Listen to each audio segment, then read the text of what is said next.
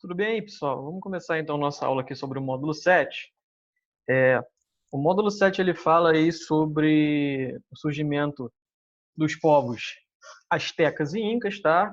É uma parte da continuação aí do módulo 6, da consolidação daqueles povos originários como povos que vão criar impérios, tá? Então hoje, nessa aula aqui, a gente vai estudar principalmente a formação dos povos astecas e incas, tá? Olha só, galera, a gente vai começar primeiro com os povos astecas. É muito importante a gente perceber que o quê? Que os povos astecas não são os primeiros a criarem um império, tá? A gente tem outros povos anteriores aos povos astecas que são muito importantes para a criação do Império Azteca, como, por exemplo, o povo tolteca, tá? E Teotihuacan e também os Olmecas. Todos esses povos aqui foram nômades antigamente e acabaram se fixando em alguma região de onde hoje é o México Central, tá? Por que isso é importante? Porque os povos astecas é um povo, uma etnia da população que lá se consolidou e conseguiu criar um império, tudo bem? Mas tem influências também dos outros povos aí, tá? Olha só, esse mapa aqui mostra como é que era a América Latina na época colonial, tudo bem? Ou seja, quando os europeus chegaram aqui, tudo bem? Mas esse mapa aqui mostra os povos originários. O que isso quer dizer? Como é que estavam distribuídos os povos indígenas de toda a América? Percebam, esses povos aqui, ó, em listras assim, são povos sedentários. O que isso quer dizer? Que eles ficam em uma região apenas, como, por exemplo, os povos Quechua, Aimara, Tibicha, na Amazonas, tudo bem? Os Nahua e os Maia, o Aruac, tudo bem? Esse povo Nahua e Maia vai ser, depois de um tempo, parte do povo Azteca, beleza? Essa região aqui de Quechua e Aimara vai ser, depois de um tempo, o Império Inca. Na região aqui do Brasil, essa região mais para cá, ó, a gente tem os povos Tupi, tá?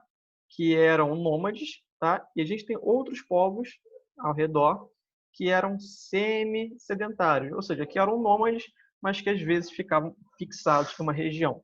Isso aqui mostra que o quê? Que as diversas populações indígenas que viviam na América tinham desenvolvimentos e evoluções diferentes, tudo bem? Os povos indígenas americanos não evoluíram de forma igual, quer dizer, não se desenvolveram de forma igual. A gente tem, por exemplo, grandes impérios em algumas regiões, tá?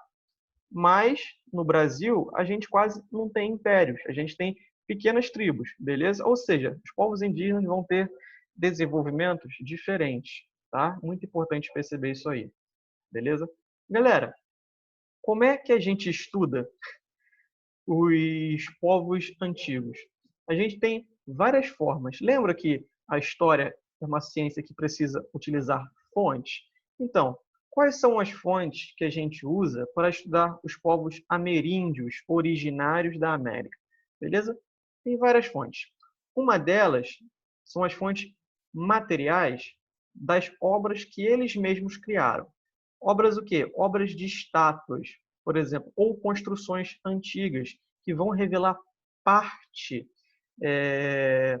dos costumes desse povo, tá? Essas imagens aqui são muito engraçadas, né? Porque a criancinha chorando, né? Mas são coisas que revelam para a gente alguns costumes da população da época, tá? Outra coisa também importante são as ruínas das cidades antigas, que ainda existem.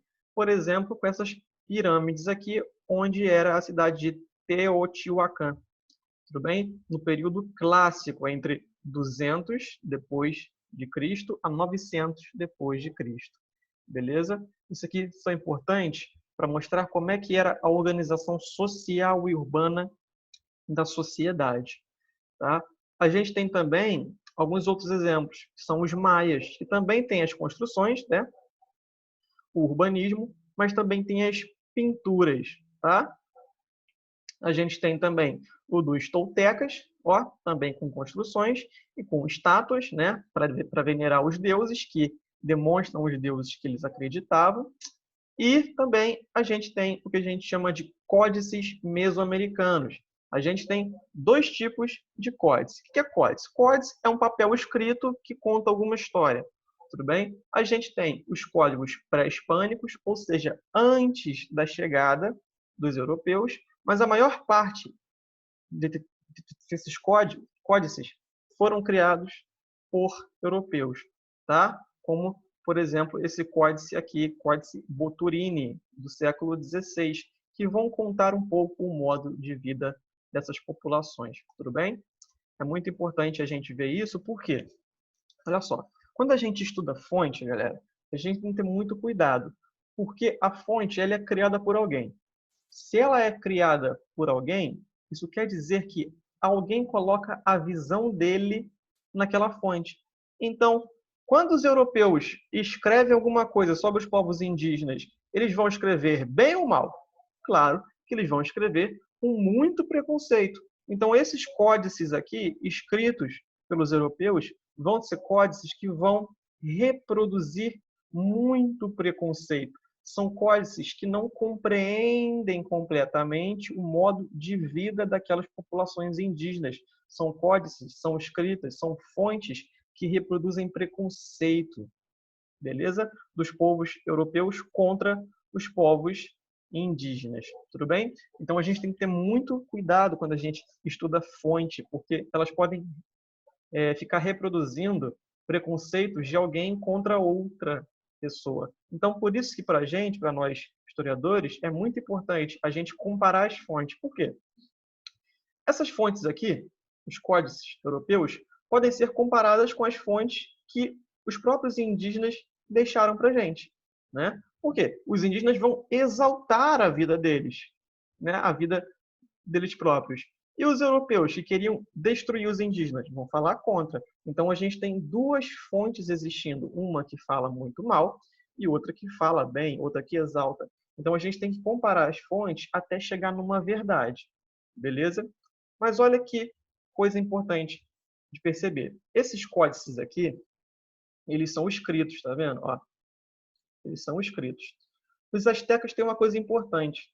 Os astecas não desenvolveram uma escrita nesse modo aqui. A escrita deles era parecida com a dos egípcios.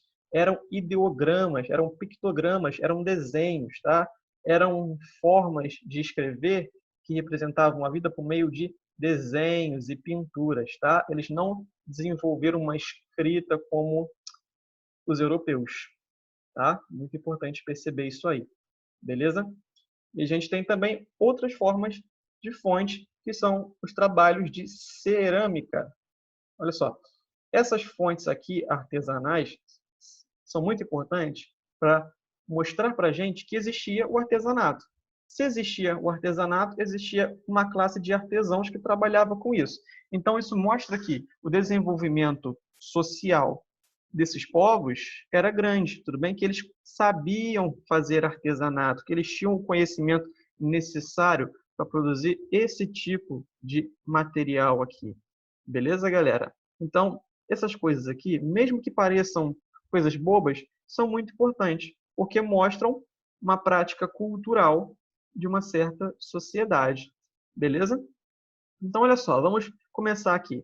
Esse mapa aqui, ele mostra os Olmecas, tá? Que são os primeiros povos, ó. Deixa eu voltar lá. Os Olmecas são os primeiros povos que vão levar até os astecas, tá? Os Olmecas, eles vão estar nessa região aqui, onde hoje é a América Central, onde hoje é o México, tá? Esse mapa aqui mostra as ligações dos Olmecas e suas rotas de comércio. Eu sei que está em inglês, tá? Mas não se preocupa não. Esse mapa aqui mostra as rotas de comércio dos Olmecas. Mas é importante perceber aqui nesse mapa o quê? Que eles estão na região onde hoje é o México, tá? Isso é muito importante, porque esses povos que vão dar início à civilização asteca, eles vão estar nessa região do México, tá? O Império Azteca, ou a Confederação Azteca, vai estar nessa região do México, tá? Olha só, esse aqui já é um mapa que mostra os toltecas, que é um outro povo, que eles estão dando início a essa região aqui, também no México. Percebam? Olha só, esse mapa aqui é uma representação maior dessa região que está em vermelho.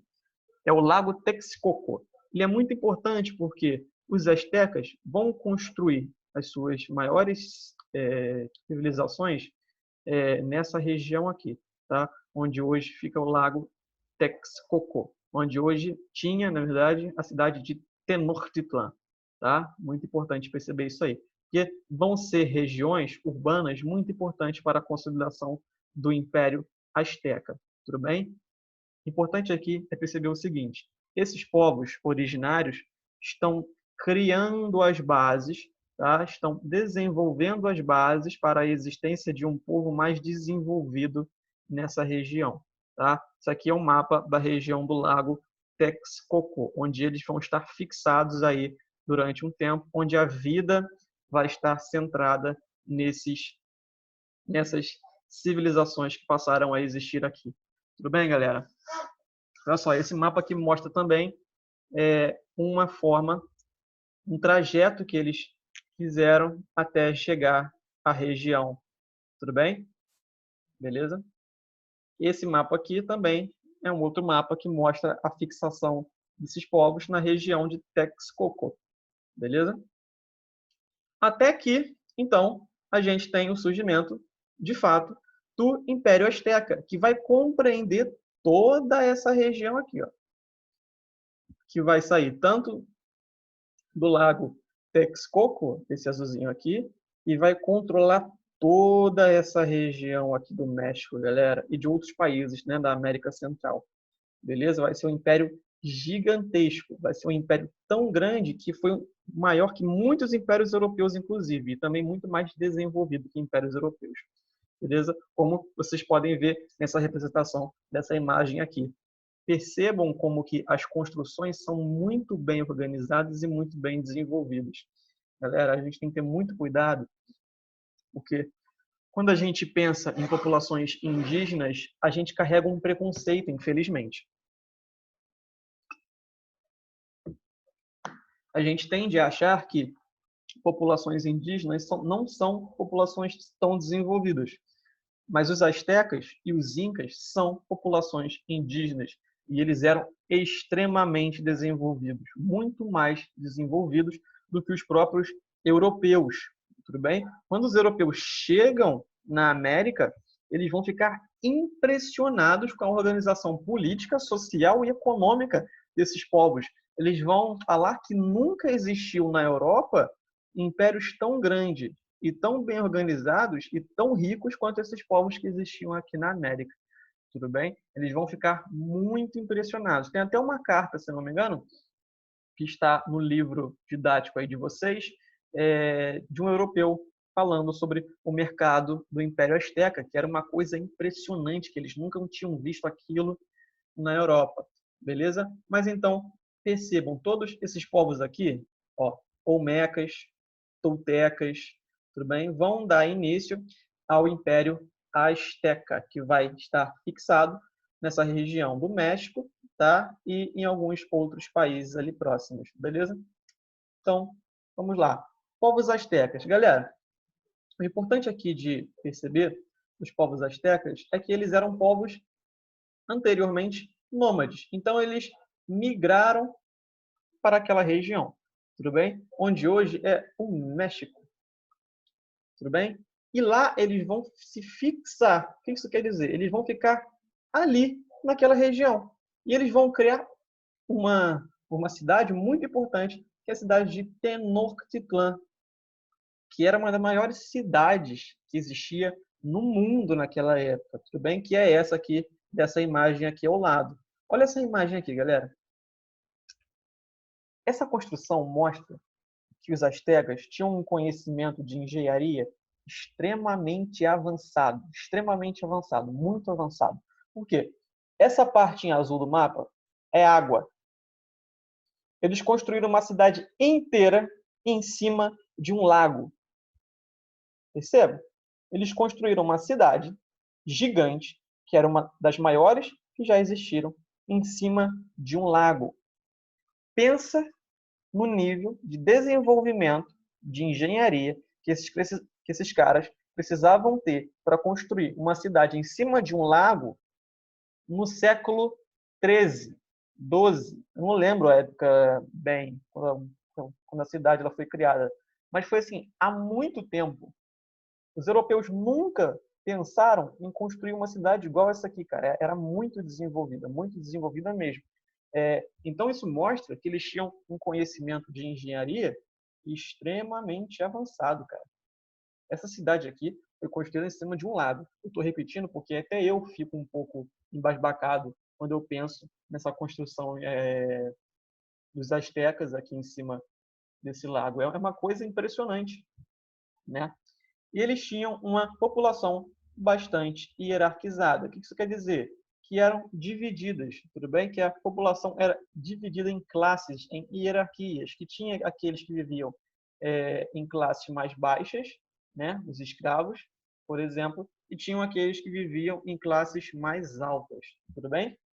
E também tinha um mercado bastante organizado, tá? Eles faziam muito comércio. E o comércio era realizado dentro da cidade, tudo bem? Então era uma cidade também extremamente rica, com uma classe de comerciantes muito importante, tudo bem?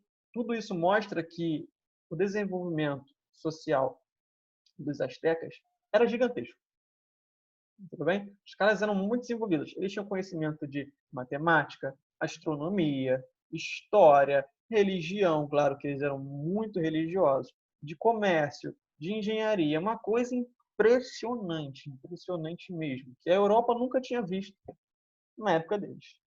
Tudo bem? Então, importante perceber que os povos que existiam aqui antes da chegada dos europeus não eram só aquelas tribos indígenas que ficam no meio da floresta, tudo bem? Eram impérios de fato. A gente tinha impérios na América, grandes impérios com exércitos poderosos, com reis, com rainhas, tudo bem? Que tinham religiões, que faziam guerras, que faziam acordo, que faziam muita coisa, que faziam política, tudo bem? É assim, impressionante, tá?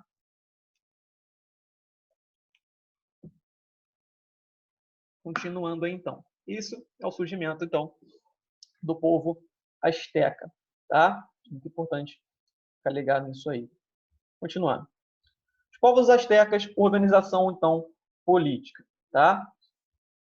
Os povos astecas vão ter uma organização política extremamente específica e muito organizada, tudo bem? A primeira coisa que eles vão fazer para consolidar o seu poder naquela região é expandir o território. Expandir o território, eles vão precisar expandir o seu controle, o seu domínio. Então, eles vão controlar os outros povos que viviam nas regiões próximas. Controlar como? Controlar mesmo. Eles vão invadir as regiões e vão impor um controle sobre as tribos que vivem ao redor daquele império. Igual Roma, tá? Roma, por exemplo, lá na antiguidade, vai expandir o seu território e vai controlar grande parte da Europa.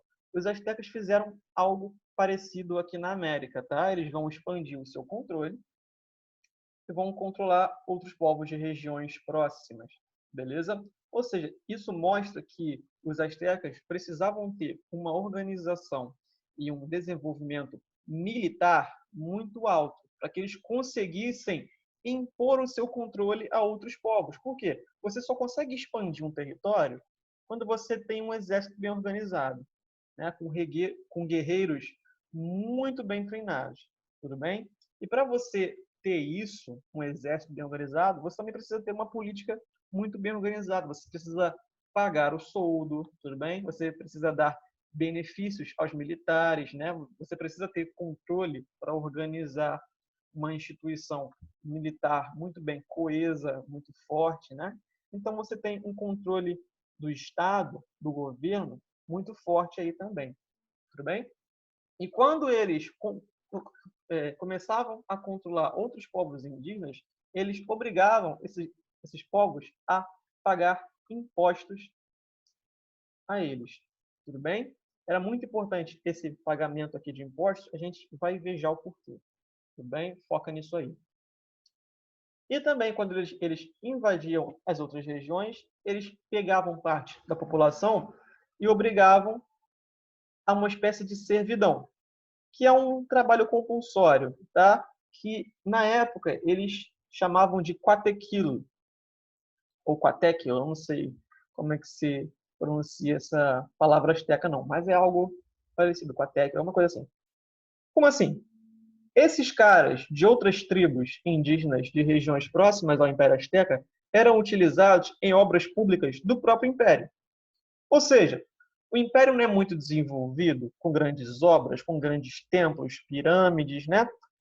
Quem construía essas obras eram esses servos, esses trabalhadores de outras tribos que eram capturados quando as regiões eram invadidas, tudo bem? Então, o Império Azteca utilizava também esses outros povos indígenas para trabalhar nas suas próprias obras públicas, tudo bem? Para construir aquelas grandes obras que vão consolidar o próprio poder do Império Azteca, tudo bem? E a guerra era uma atividade extremamente importante. Fazer guerra era muito importante, tá? Para os astecas, porque permitia, claro, que eles expandissem o seu controle territorial. Expandindo o controle territorial, eles conseguiam capturar mais prisioneiros, conquistar povos e também pegar mais o quê? Impostos, né? Se você invade uma região e você controla aquele povo, o que você faz? Você cobra imposto dele. Então você enriquece o Estado, o governo, cobrando impostos de povos dominados por você. Então, beleza? Então a guerra era algo muito importante. Nada que os europeus também não fizessem naquela época, tudo bem? Os europeus também faziam tudo isso aqui, beleza? Conquistavam outros territórios, dominavam a sua população, cobravam impostos, beleza? Então, temos que perceber aí que o Império Azteca surge dessa forma aqui, beleza? Expandindo o seu território, né? Expandindo o seu território para outras regiões e controlando os povos e obrigando-os a pagar impostos, beleza? Vamos lá. Tem uma dificuldade hoje em dia na historiografia que é a questão se os astecas são um império ou uma confederação. Alguns historiadores chamam o Império Azteca, na verdade, de Confederação Azteca. Por que império? É uma organização muito específica de controle direto, tudo bem? Império quer dizer que você está imperando uma região. Os astecas tinham um tipo de controle territorial e político mais diferente, que era o seguinte: eles invadiram uma região, controlavam um povo, mas eles não controlavam totalmente, tudo bem? O povo que eles controlavam tinha certa autonomia, tudo bem? Tinha certa liberdade, mas a obediência deles era dos astecas, tudo bem? Contanto que esses povos pagassem seus impostos corretamente, tudo bem? Por isso que alguns historiadores chamam de confederação, porque os povos invadidos e dominados tinham certa liberdade ainda, tudo bem? Eles eram preservados, ou seja, a cultura deles não era transformada também. Eles tinham certa liberdade e autonomia frente ao próprio Império Azteca, contanto que pagassem seus impostos normalmente, beleza? E a sociedade azteca era extremamente hierarquizada. Hierarquia, já falei, era aquela divisão de classes. Em primeiro, a gente tem o imperador, o sacerdote e os militares, que basicamente era a mesma coisa, porque o imperador era religioso, mas também era chefe militar, e os sacerdotes também, obviamente, eram religiosos, mas eram nobres, mas também muitas vezes assumiam funções militares. A gente tem uma classe também de comerciantes, tá? De comerciantes que vão enriquecer trocando com outras tribos. Abaixo a gente tem os camponeses, né, que trabalhavam nas terras do Império, e a gente tem os escravos. Galera, muito importante.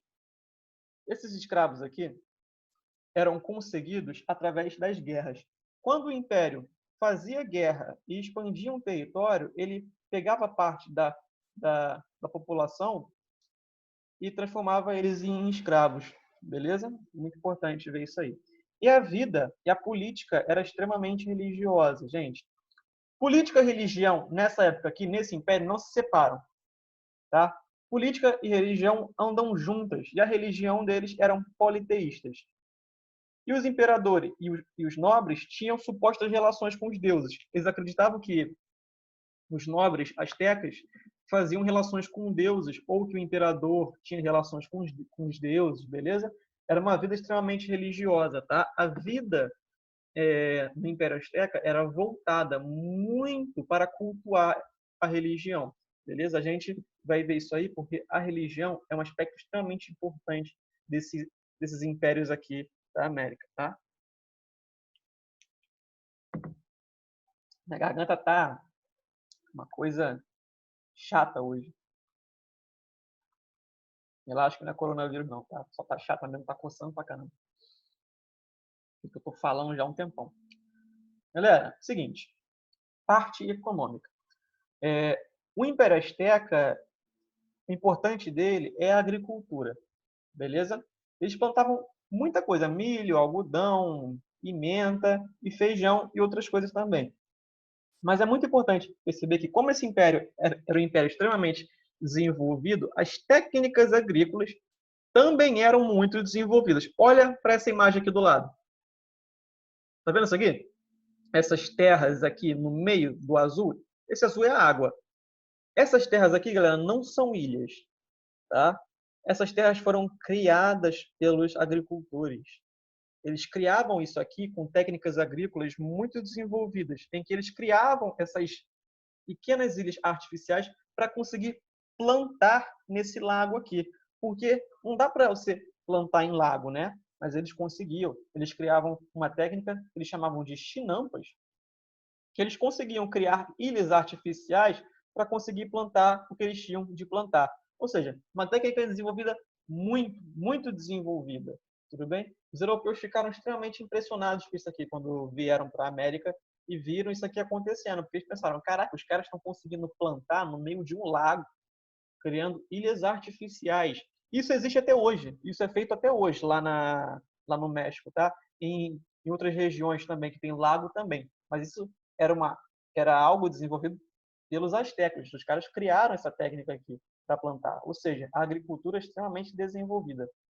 E a gente tem também as obras públicas para melhorar a irrigação de áreas que não eram muito férteis, tudo bem? Essas obras públicas eram importantes por quê? Porque davam retorno para o império. Quando você faz uma obra pública, você precisa mobilizar diversos trabalhadores para desenvolver o império, para criar novas técnicas. Então, obras públicas também ajudam a consolidação de um governo e seu enriquecimento, né? Muito importante também. E, claro, realizavam a prática do comércio com outras tribos ao redor, com quem eles não ainda tinham feito guerra ou já sim, mas aí sim realizava comércio, tá? Bem importante. Agora, a parte da religião do Império Azteca. Né? Essa separação que eu fiz em religião e política é artificial. Na prática, na vida deles, essa separação não existia. Política e religião andavam juntas, eram a mesma coisa, porque a política era feita para obedecer os preceitos religiosos. Tudo bem? Então a política vai a todo momento ser afetada pela crença religiosa deles, tudo bem? Eles acreditavam em vários deuses, era uma religião politeísta. O importante aqui é perceber isso aqui, ó. Os astecas tinham uma prática muito grande de realizar rituais de sacrifícios. Sacrifício de quê? De humanos mesmo, tá? Eles sacrificavam os humanos para os deuses, tudo bem? Porque eles acreditavam que para o sol nascer no próximo dia, ele tinha que ser alimentado com o coração dos homens sacrificados. Olha que doideira. Então percebam, todo dia eles tinham que sacrificar alguém ou várias pessoas, porque eles acreditavam que só assim o sol no próximo dia ia renascer. Então, todo dia, os caras praticavam o ritual religioso de sacrifício, cara. Era uma doideira. Quem era o sacrificado? Eram os prisioneiros de guerra. Tudo bem? Os prisioneiros de guerra ou quem se oferecia para ser sacrificado. Porque tinha essa gente, sim, que se oferecia para ser sacrificado. Galera, quando a gente fala de outra cultura, a gente tem que ter muito cuidado para a gente não ser preconceituoso, né?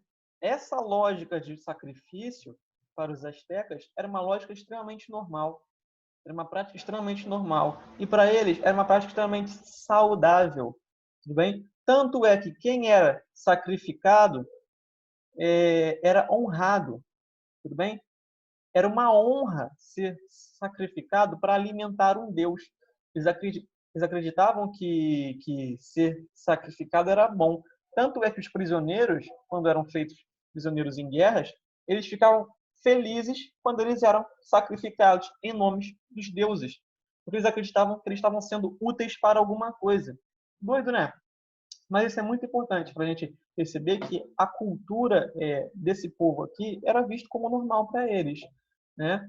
E quando a gente critica isso, a gente corre o risco de ser preconceituoso e até racista, beleza? Essas guerras de conquista de prisioneiros para sacrifícios eram chamadas de guerras floridas, tudo bem? Porque eles iam lá, faziam as guerras para pegar prisioneiros. As guerras tinham essa razão, tudo bem? Essas guerras aqui, beleza? E quem era sacrificado acreditava ser uma honra, tudo bem? Eles acreditavam que estavam tendo um propósito maior de fazer com que a vida prosseguisse normalmente, beleza? Então, importante perceber isso aí, beleza, galerinha? Vou só apagar isso aqui para a gente continuar no próximo slide. Então, percebam. Por que a religião molda a política? Porque o Estado asteca vai se organizar em torno desses rituais de sacrifício, tudo bem? Por exemplo, as guerras. As guerras são movidas pelo governo para capturar prisioneiros para realizar sacrifícios, tudo bem? Então, a política e a religião aqui andam juntas. A gente tem aqui uma imagem, um códice. Desculpa colocar esse códice, mas é importante que isso seja demonstrado, que mostra um ritual de sacrifício. Tudo bem? Esses caras aqui, são os imperadores do Império Azteca, um dos mais importantes. Um dos mais importantes foi esse cara aqui, ó, o Moctezuma I. Foi ele quem consolidou, de fato, o Império Azteca entre os anos 1440 e 1469. Beleza? Esse aqui é a representação de um deus, Huitzilopochtli, tá? Aqui você tem um poema, uma canção mexicana que mostra como que era bom não, né? Como que eles viam que era bom o sacrifício. Ó, nada como a morte na guerra, nada como a morte florida. Ela veio para amar quem deu a vida e vejam, ela quer o meu coração. Então percebam, essa canção aqui mostra como é que a cultura asteca percebia que o sacrifício e aquelas guerras eram coisas boas para a manutenção da própria vida. Tudo bem? Porque aqueles sacrifícios de humanos era visto como algo normal da cultura asteca, né? E era reproduzido como algo bom direto. Beleza? E aqui a gente tem uma descrição de um historiador falando como que a oferenda, como que era realizada a oferenda de sangue. Tudo bem? Olha só, a oferenda de sangue ajudava, deixa eu apagar isso que ficou muito torto, né?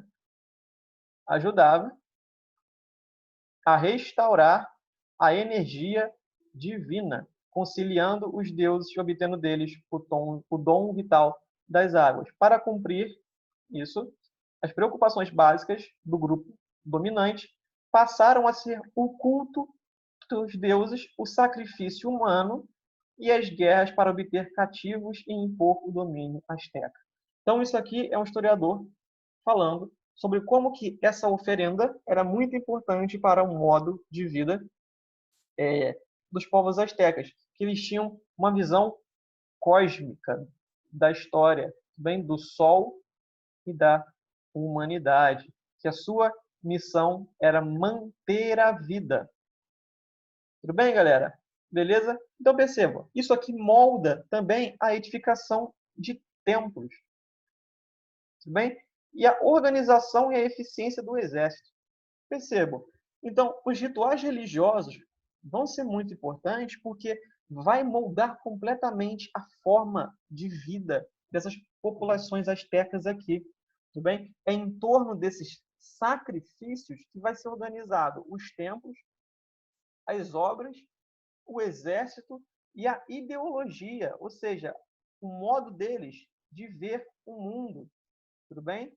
Extremamente complexa. Então percebam, novamente, religião e política sempre em conjunto, sempre em conjunto. Beleza? Muito importante ver isso aí de novo. Deixa eu novamente apagar esses traços que eu fiz para continuar no próximo slide, porque isso aqui não sai se eu passar o slide. Tá? Apagando. Vamos lá.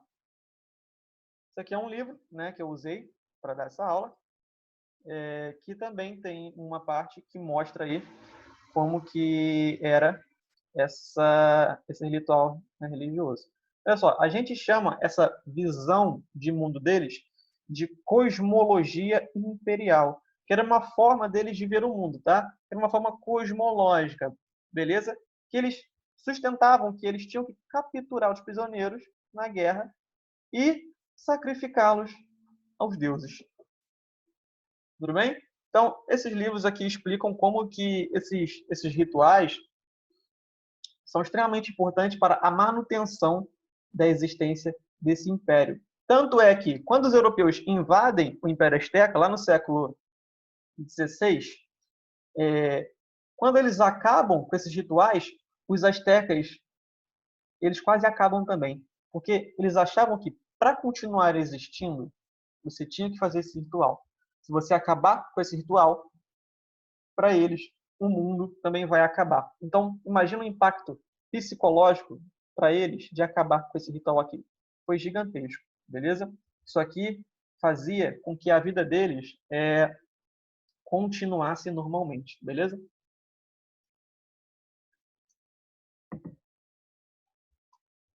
Continuando. Isso aqui é uma representação das existências e das expansões astecas e das conquistas antes quase do Império acabar, tá? Mas isso aí não precisa ficar muito ligado nisso aí, não. Eu só gosto de colocar mapa mesmo, que é bom ficar vendo. Isso aqui é uma representação do Moctezuma II, já quando os espanhóis tinham feito contato com eles. Tudo bem? Vamos agora, então, para o Império Inca, que é um império que fica onde hoje é o Peru. Tá? Isso aqui é uma representação de uma vida cotidiana no Império Inca. Tá? Então, mesma coisa, parecida com os astecas. Percebam, os incas são os últimos, tá vendo? A gente começa aqui com os povos Chavin. E a gente tem os povos Mochica, Nazca, o Tiahuanaco, os Chimo, e até que então se cria o Império Inca, tá? Que vai ser então o último desses povos aí a consolidar um império realmente forte. A gente consegue também estudar esses povos tanto pela urbanização deles, né, muito bem organizada, mas também os incas tinham sim uma escrita mais ou menos desenvolvida, ao contrário lá dos astecas, tá? Então, vamos lá. Olha só. Os povos incas, eles estão localizados aqui nessa região aqui, ó. Olha aqui nesse mapa aqui, ó. Tá vendo aqui? Vou colocar uns 3 círculos aqui. Esse país aqui aqui, ó, esse país aqui, é o Peru, tá? O Império Inca está localizado basicamente nessa região aqui onde hoje é o Peru. A gente aqui, nessa região, existe a Cordilheira dos Andes, tá? Que faz contato com o Oceano Pacífico, beleza? A gente chama essa região, quer dizer, a gente chama esse império aqui de Império Andino, por causa da Cordilheira dos Andes, Andes, Andino, tá? Eles surgem aí de diversos povos que existiam aqui nessa região e vão ter uma extensão muito grande, tá? E também um desenvolvimento também muito grande aí nessa região, beleza? Vamos lá, continuar. Passar isso aqui. A gente também consegue estudar eles também pela prática da cerâmica e do artesanato. E a gente tem outras coisas também muito engraçadas, que são esses desenhos que a gente chama de linhas de Nazca, que eles faziam, cara, para representar a cultura deles, tá? De novo essa parte. A gente tem aqui uma representação da capital do Império Timur antes dos Incas, tá? Mas isso aqui não é muito importante, tá? O importante aqui é perceber que eles tinham uma técnica agrícola muito engraçada, que era essa repartição aqui, ó. Deixa eu fazer isso aqui com a minha câmera, que era essa repartição aqui de terras, ó. Tá vendo? Para plantação. Isso era muito bem desenvolvido e muito bem realizado, tá? Vamos passar isso aqui, porque isso aqui é só uma coisa que mostra como que as correntes marítimas também eram importantes para a agricultura do Império Inca. Tudo bem? Então, a gente chega então à fundação aí do Império Inca aqui nessa região da América. Beleza? Vamos lá, Império Inca. Galera, os Incas vão se fixar, como eu já disse, nessa região da Cordilheira dos Andes, tá? E eles fundam a cidade de Cusco, que ainda existe, que hoje fica no Peru. Era a capital do Império Inca. Tudo bem? E eles fizeram algo parecido com os dos astecas. Eles vão, então, conquistar as regiões ao seu redor e também vão fundar um império poderoso. Mas eles têm algo bem engraçado, na verdade, bem legal, que é o seguinte: a sua organização primária, no início, era uma sociedade igualitária, sem divisões hierárquicas e também bastante desenvolvida. Tudo bem? Era um povo que, no início, prezava pela igualdade, sem divisões hierárquicas. O problema é, com o desenvolvimento desse povo, também surgiram as hierarquias sociais. Até que, então, a gente tem o surgimento do Estado Inca. Um Estado bem organizado, muito bem controlado, controlado também por um imperador. Mas percebam, ao contrário do Império Azteca, aqui o imperador era visto como o filho do Deus Sol. Lembra que lá no Império Azteca eles acreditavam que eles tinham relações sim com os deuses, mas que essa relação era um pouco diferente? Aqui no Império Inca, o imperador às vezes era o próprio Deus, ou às vezes era filho do Deus, beleza? Então, novamente, religião e política juntos aqui para esses povos, tudo bem? Beleza, galera? Deixa eu apagar aqui de novo. Avançando. Tem umas coisas importantes aí, que é a organização básica dos Incas, tá? A gente tem, em primeiro, que a gente chama de Ailu. Anota, tá? Se vocês puderem. O Ailu é um termo quichua, que é a língua que eles falam lá até hoje. Tudo bem? Que era a forma de organização básica da vida humana. Que era basicamente assim. Pensa hoje em dia numa família, tudo bem? Mas era um pouco diferente. Só que esse Ailu era um grupo maior do que uma família que organizava a vida social desses povos. Tinham Ailus que eram mais fortes, mais ricos, e tinham Ailus que eram mais fracos, mais pobres, tudo bem? Geralmente, o Ailu, que era mais rico, tinha uma posição hierárquica maior, beleza? A gente tem também o Curaca, que é o termo para a nobreza hereditária, ou seja, aquela que passa de filho para filho. E a gente tem a Mita, que era a organização do trabalho, tudo bem? Um trabalho fixo, né, voltado para o pagamento de tributo, beleza? Isso é importante porque os europeus, os espanhóis, quando chegam na América, onde está a região Inca, vão usar a mita, inclusive, tá? Para escravizar os indígenas da região, tudo bem?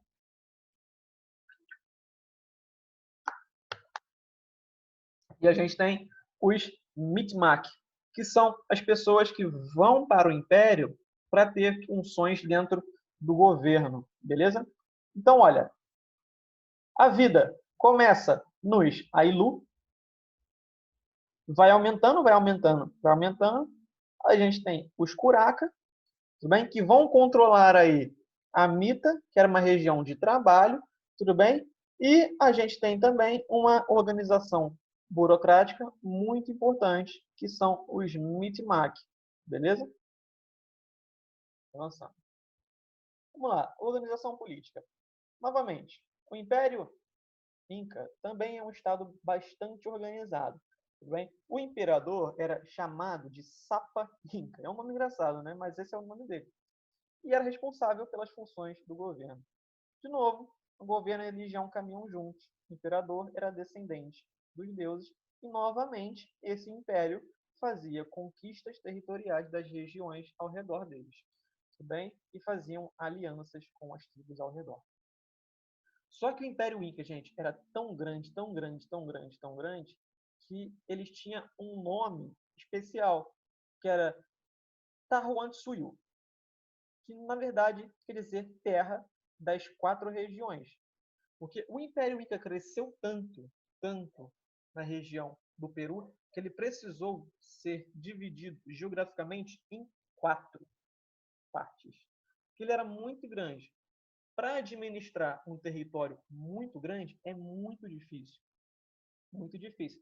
Então ele precisou ser dividido em 4 partes. Claro, com o imperador só. Mas perceba o seguinte: se esse império é gigantesco e a gente tem apenas um imperador para controlar tudo, como é que esse imperador comanda quem está muito longe? É difícil, né? Numa época onde não tem internet, não tem WhatsApp. Como é que as ordens desse imperador chegam nessas regiões distantes?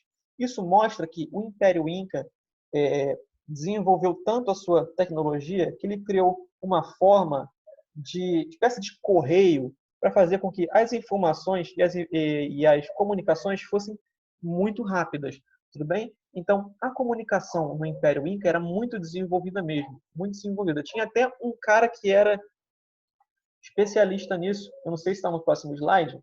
Tá assim, ó. Aqui, ó. A comunicação era bastante eficaz.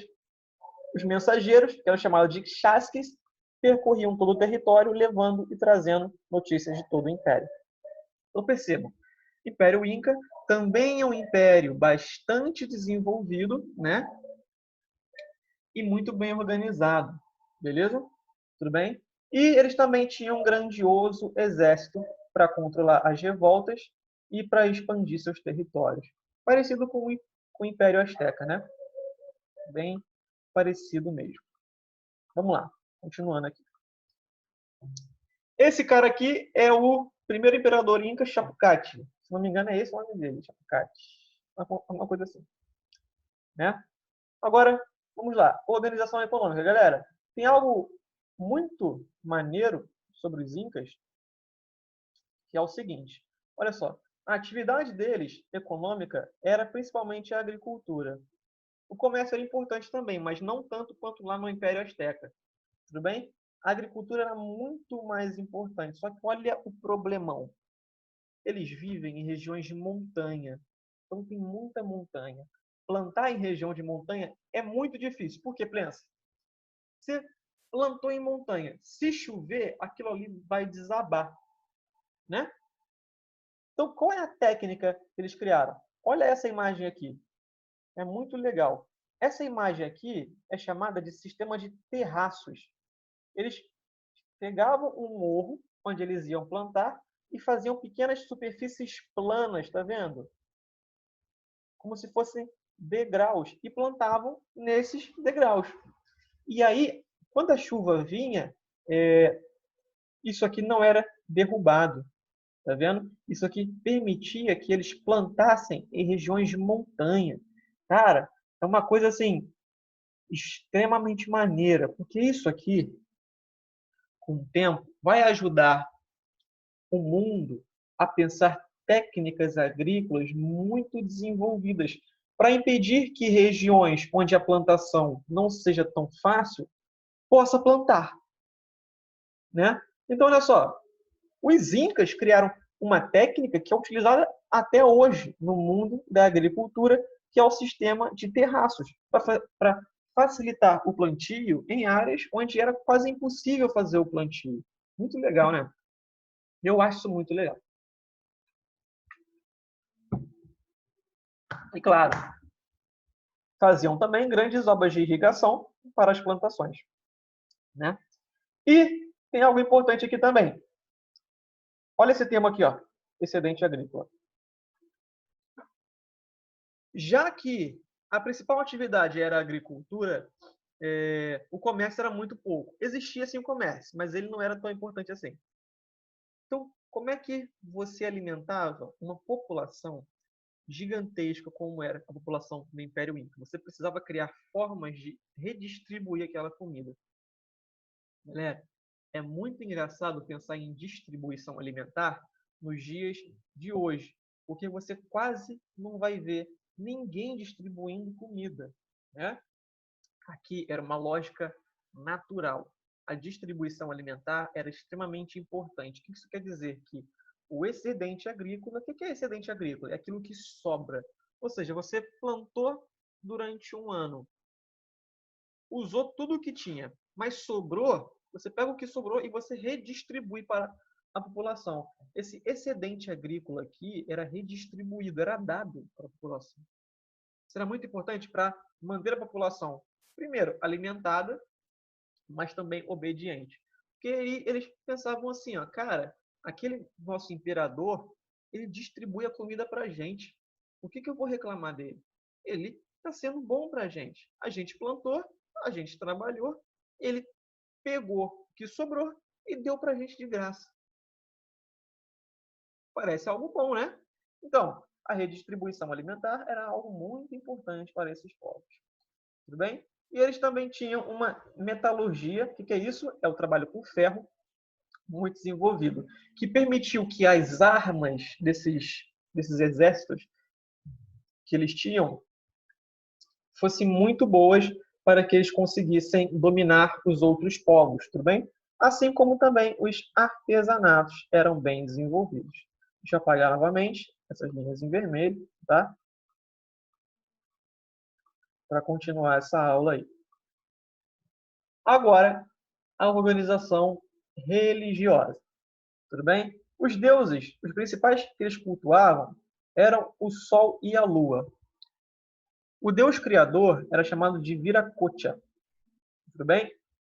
A gente tem também outros deuses importantes, porque a religião inca também era uma religião politeísta. A gente tem o Apu e Lapu, a Pachamama e o Pachacamac, né? Um é um deus da agricultura, muito importante para eles. Outro é a Mãe Terra, e o outro era o Deus que alimenta o crescimento do mundo, beleza? Eles também praticavam sacrifícios, mas também praticavam aqui sacrifício de animais, tanto de humanos, mas também quanto de animais. Essa imagem aqui foi eu que tirei quando eu fui lá no Peru, tá? Olha para isso aqui. Essa imagem aqui foi criada pelo homem, né? Isso aqui, ó. Tá vendo isso aqui? O que isso aqui parece?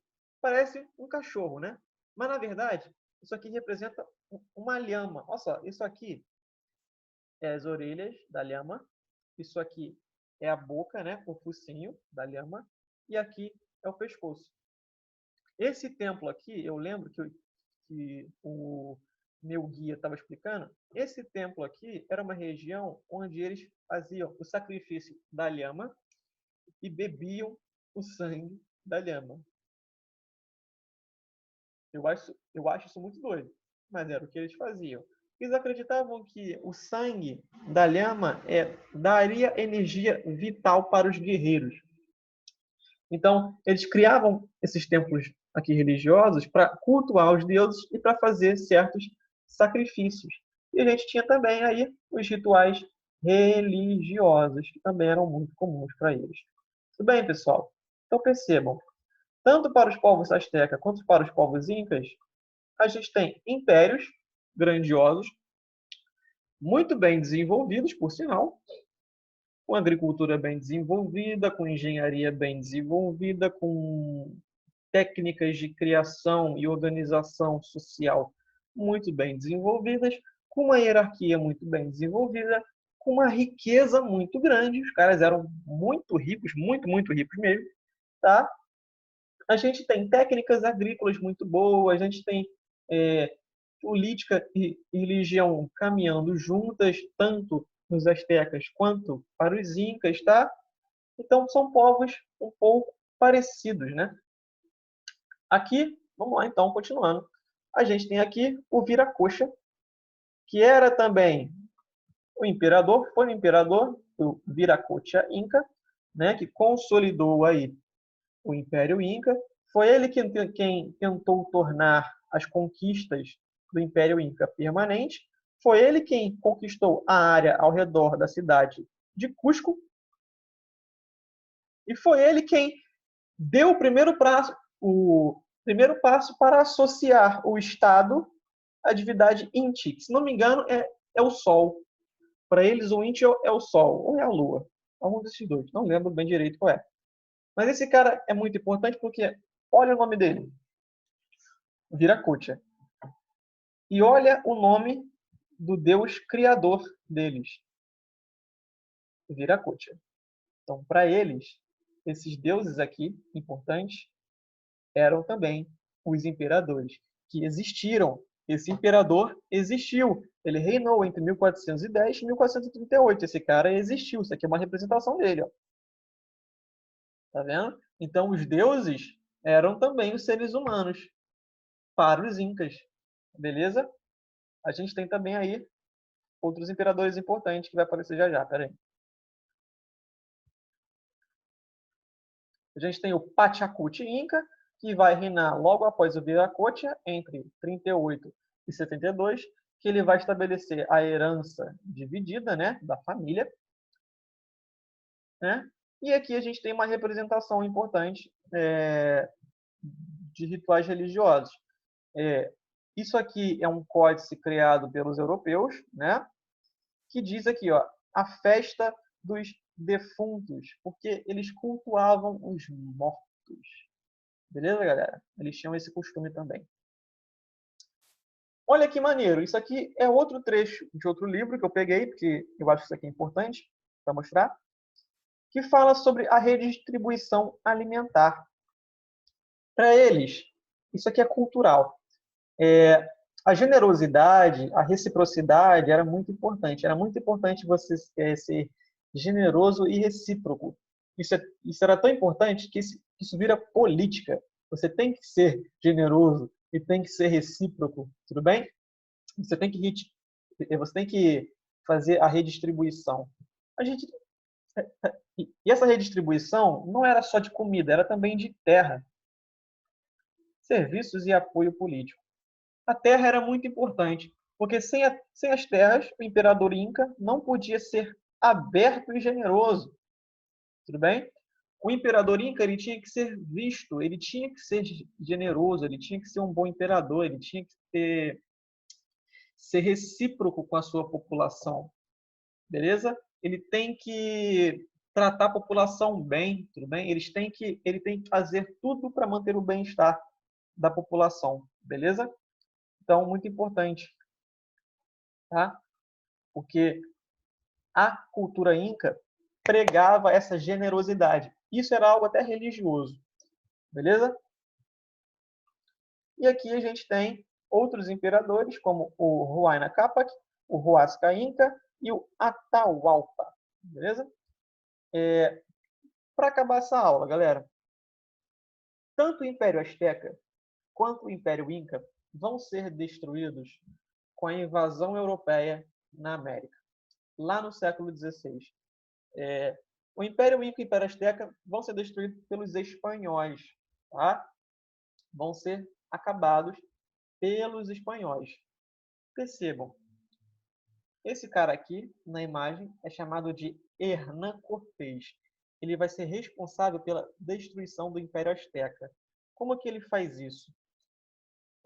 Lembra que o Império Azteca era muito grande? Muito, muito grande? E eles invadiam e conquistavam outras regiões? Então eles tinham muitos inimigos, né? Os europeus não tinham capacidade militar para destruir o Império Azteca sozinhos, porque os aztecas eram muito poderosos. O que os europeus então fizeram? Todas aquelas tribos dominadas pelos aztecas, eles entraram em contato, viram quem eram os inimigos de fato do Império Azteca e quem haria acordo com os europeus e destruiria o Império Azteca. Então, esse europeu aqui, o espanhol Hernán Cortés, fez alianças militares com tribos inimigas do Império Azteca para destruir o Império Azteca. Claro, quando esse cara destrói o Império Azteca, ele se volta também contra aquelas tribos com quem ele tinha feito acordos. E ele vai impor um controle e a destruição da existência desses povos indígenas bastante desenvolvidos que existiam na América. Tudo bem para controlar. E aí dá início à colonização europeia nessas regiões antigas do Império Azteca. Isso é muito importante por quê? Porque quando os europeus chegam na América, eles vão tentar destruir toda a cultura que existia daqueles povos. Bem, a conquista ela continuou por muito tempo, a invasão europeia continuou por muito tempo. A gente pode afirmar, por exemplo, que os indígenas sofreram um genocídio gigantesco, né? E olha só, olha esse mapa aqui. Esse mapa mostra as rotas de invasão europeia. Eles chegam aqui, nessas ilhas aqui, e logo em seguida invadem aqui, ó, o México e vêm invadindo a América do Sul. Então eles vão destruir o Império Azteca e então, em seguida, vão também destruir o Império Inca. E destruir não só no plano físico, mas no plano cultural também. Pensa o seguinte, galera, qual é a língua que aqueles países falam hoje? É a língua original deles? Não. Aqueles países falam espanhol, assim como a gente fala a língua portuguesa, né? Línguas que vêm de onde? Da Europa. Que eles impuseram um controle tão grande que até a língua que a gente fala são línguas europeias, beleza? E aí é muito importante a gente perceber isso aqui, porque quando a gente estuda história, e eu já falei isso no início da aula, esses caras vão criar uma visão de mundo contrária aos índios, né? Então vamos lá para o início do slide. Lembra que eu estava falando de fonte? Lembra que eu estava falando de fonte?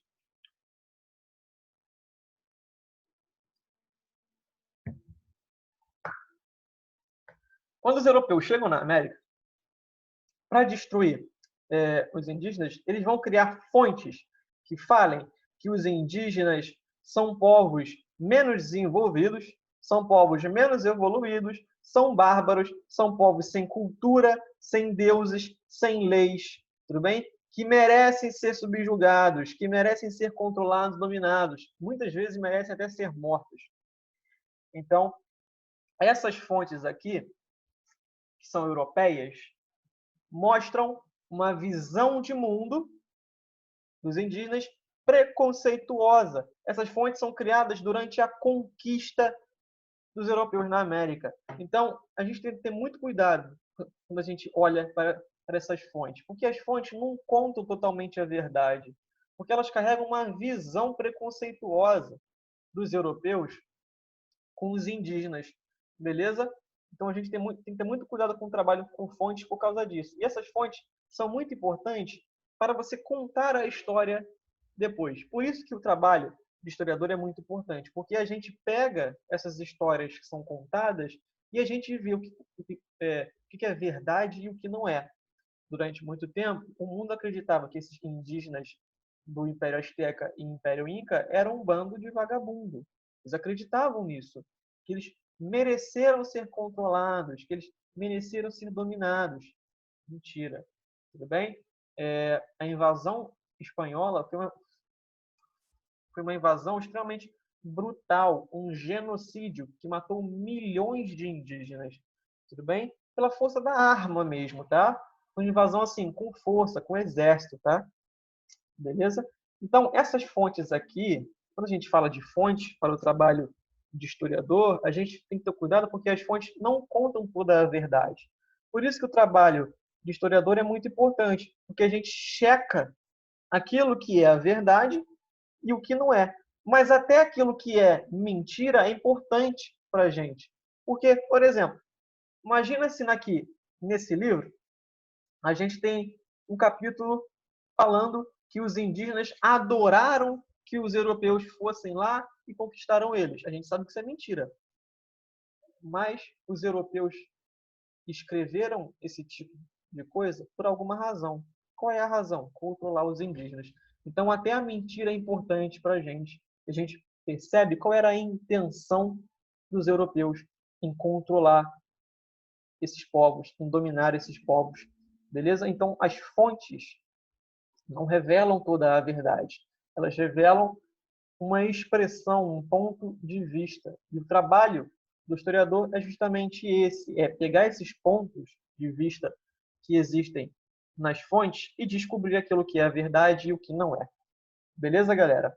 Então, percebam, as fontes indígenas mostram uma realidade entendida pelos indígenas como uma realidade mística, que conta uma parte da história deles. Assim como as fontes europeias mostram uma visão preconceituosa dos indígenas. Beleza, galera? É isso a aula de hoje. É essa. Desculpa ter falado um pouco rápido, eu não estou muito bem, tá? Mas eu achei melhor gravar essa aula agora, porque eu não sei se depois eu ia conseguir gravar a aula, caso eu fique pior, né? Estou meio esquisito aqui da saúde, tudo bem? Mas estamos aí para o que der e vier. E se tiverem alguma dúvida, falem, beleza? Tchau, tchau para vocês. Façam os exercícios.